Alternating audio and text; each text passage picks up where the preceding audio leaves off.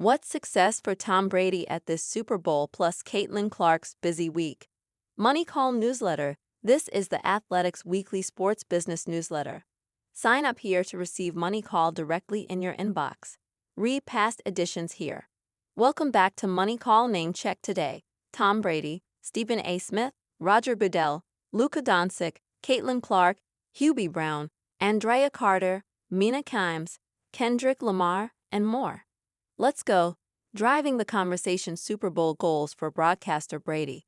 Fox is paying Tom Brady $375 million to be the face of its NFL coverage, including Sunday's Super Bowl LX broadcast.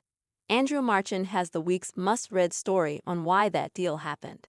Here is a staggering fact. There is a strong chance more people will experience Brady in the TV booth this weekend than ever saw him actually play in any one of his 10 Super Bowls. So what's a fair way to define success for Brady in his latest Super Bowl debut? He's not a tombot in his playoff games this season. I have enjoyed those moments when he let his emotions through joy over a well-designed play, disgust at bad execution. It's ok to emote.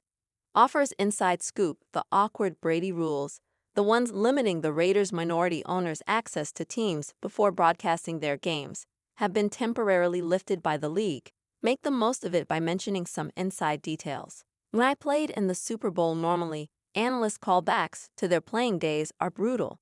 In Brady's case, he cannot tell enough of his own Super Bowl stories. Doesn't mess up the ending. Simple enough, right? Not necessarily flashback Tony Romo in last year's Super Bowl. As far as advice for Brady, I love what ESPN's Joe Buck told Richard Deitch about the advice Buck gave himself before his own first Super Bowl broadcast, which he even wrote on his formal play-calling board. Get caught up. Clark's busy week, Hubie's final game, and more news. Big talkers from the sports business industry. Roger Goodell's State of the NFL. Given the current environment on Capitol Hill, I found it notable the commissioner used his annual Super Bowl news conference to offer an unambiguous endorsement of corporate diversity efforts. More ambiguously, the league is removing the end racism messaging from its end zones in favor of choose love, and it takes all of us, as Mike Silver reports.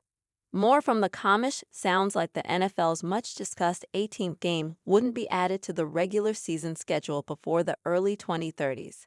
Luka Doncic trade.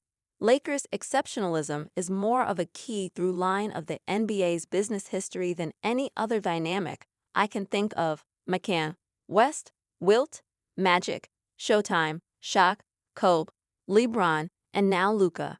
Related-ish back in the late 1980s, then Lakers coach Pat Riley trademarked three-peat in various forms. Fast forward more than 35 years, and the Chiefs just did a deal with Riley to allow three-peat merch if they win, via CLLCT. The business of Caitlin Clark, 3CC-related things I deeply believe one. Way more player jerseys should be retired less than a year after the player leaves school.